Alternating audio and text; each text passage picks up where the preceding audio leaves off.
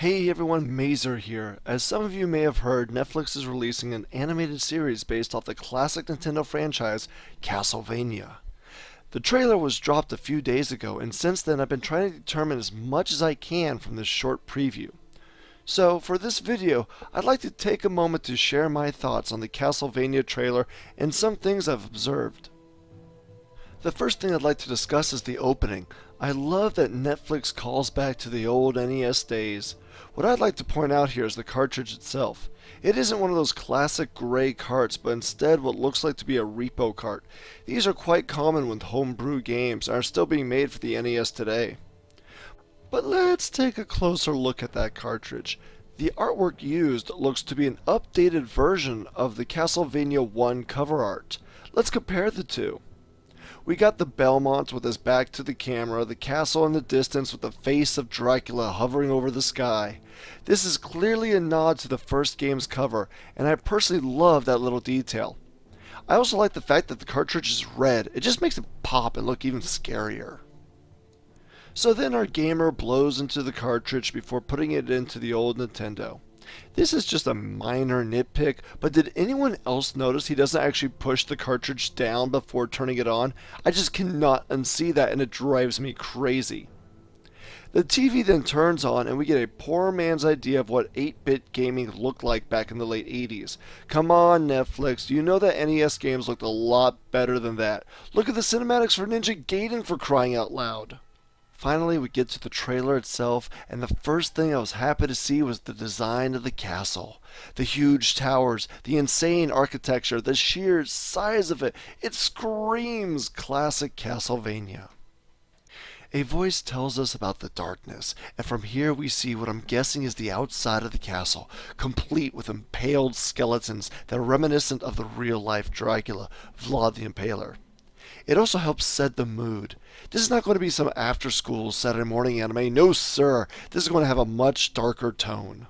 The voice continues on talking about how a savior is needed, and then we get our first glimpse of our hero. He picks up the infamous whip and snaps into action. A nice splash of blood also helps solidify the fact that this is a mature series.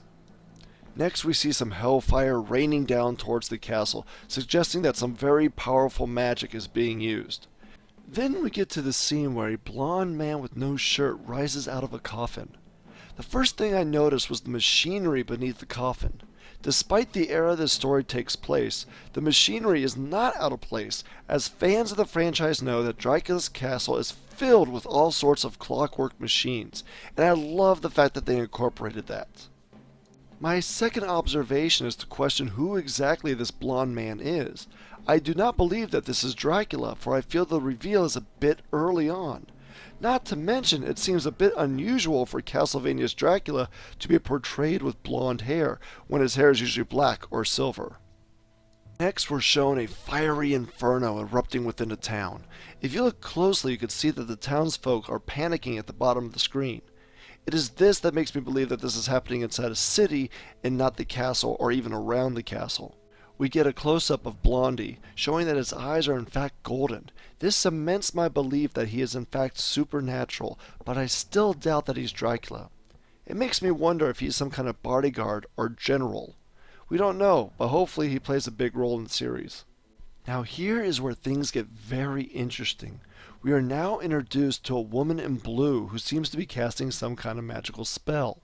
This immediately reminds me of Sypha from Castlevania 3, a sorceress who uses deadly magic. Could this be that same woman?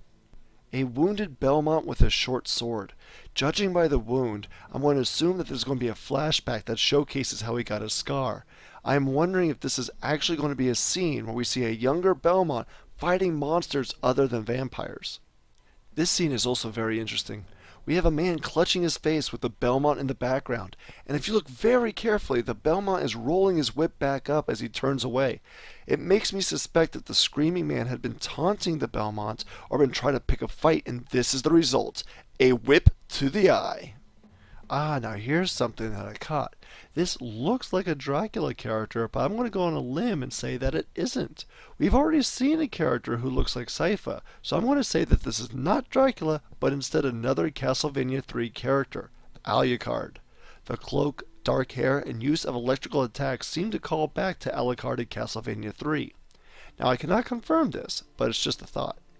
Again, we see Belmont is fighting someone. I thought that this was a different character until I noticed the scar. This time he's using throwing daggers, another classic Castlevania weapon. Then we have the castle doors opening as Belmont talks about how he's going to kill Dracula. However, judging by the clothing and hair, I don't think this person is Belmont. He seems thinner and is wearing more of a robe than Belmont's cloak or tunic. Could this be a priest or a follower of Dracula? Or could it just be anything else? We don't know. And then we end on the title. So now that we're done looking at the trailer, what are my thoughts? Well, I have 3 points I'd like to make. Number 1, I think the story will be based around Castlevania 3. It makes sense as technically it's the first game of the Nintendo Trilogy's timeline, and if this is the case, I believe the character we're seeing is in fact Trevor Belmont. Furthermore, it makes logical sense to use Castlevania 3's timeline. Trevor doesn't fight alone like Simon did, and from the audience's point of view, it is more entertaining to have a wide variety of cast members as opposed to just watching one man kill things over and over and over again. Not to mention, gamers would really appreciate seeing actual characters from the Castlevania games as opposed to new ones that writers just made up. Number 2, we saw a lot of blood in the trailer, meaning that I feel Netflix is not going to be playing it safe with this franchise. They know that Castlevania in its roots is horror, and I appreciate the dark tones and mature themes, and I thank them for that. And finally, it seems to have a great production value. The shadows, shading, tone, voices. So far, it looks like Netflix is not making a quick cash grab based off nostalgia, but is going to, in fact, give us a quality show. I like Netflix original series and been quite impressed with how well they make their shows. Orange is the New Black and Seven Deadly Sins being 2 examples of this production value. With those as evidence, I feel okay with Netflix being the one helming this series. So what could this mean down the line? Well, I'm hoping if this takes off and is as good as the trailer looks, it could mean more video game adaptations. There have been a lot of rumors about Nintendo wanting to turn their games into animated series, the biggest of course being The Legend of Zelda. They've already experimented with Star Fox, and that turned out surprisingly good. I would really like to see how the companies give Netflix a chance. Metroid, Infamous, even Halo would make a fantastic anime series, and I know the possibility is slim, but I can always hope. So there you have it, ladies and gentlemen, my quick analysis and discussion of the Castlevania trailer. Let's tune in June and see if this turns out as good as we hope.